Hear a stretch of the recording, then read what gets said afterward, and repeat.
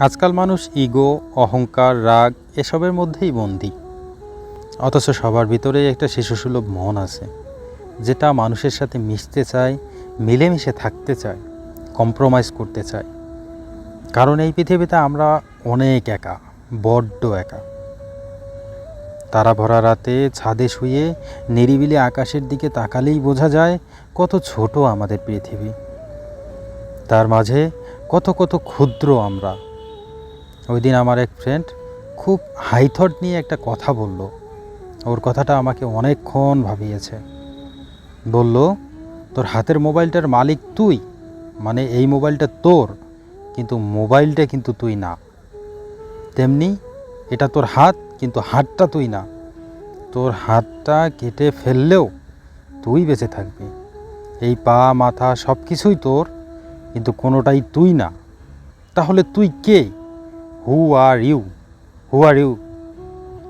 আমি কিছুক্ষণ টাসকি খেয়ে পড়েছিলাম।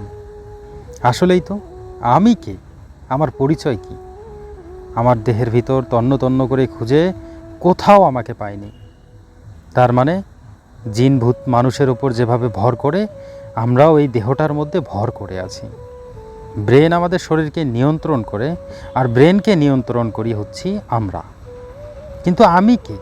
কোথায় আমি? আমার পরিচয় কি? পৃথিবীর জন্ম থেকে শুরু করে মিলিয়ন মিলিয়ন বছর কেটে গেছে। সামনে আরও মিলিয়ন মিলিয়ন বছর হয়তো টিকে থাকবে পৃথিবী। তার মাঝে আমরা মাত্র কয়েকটা বছর থাকব। পৃথিবীর হিসেবে মাত্র কয়েক মিলি সেকেন্ড আমাদের স্থায়িত্ব। তবুও কেন এত মারামারি, এত হানাহানি, এত লোভ, এত লালসা, এত বিবেকহীন কর্মকাণ্ড, এত দূরত্ব?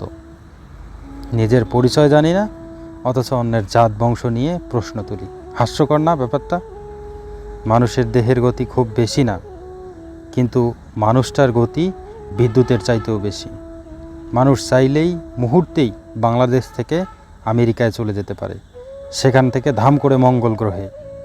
মানুষ চাইলেই পৃথিবীটাকে মুহূর্তেই ধ্বংস করে ফেলতে পারে, আবার চাইলে শান্তিতে ভরিয়ে দিতে পারে। ভালো থাকুক মানুষ, ইগো, রাগ, হিংসা, হাজতে বন্দি না থেকে চারিদিকে ছড়িয়ে পড়ুক ভালোবাসা। একে অপরের সাথে জাপটে লেপটে থাকুক।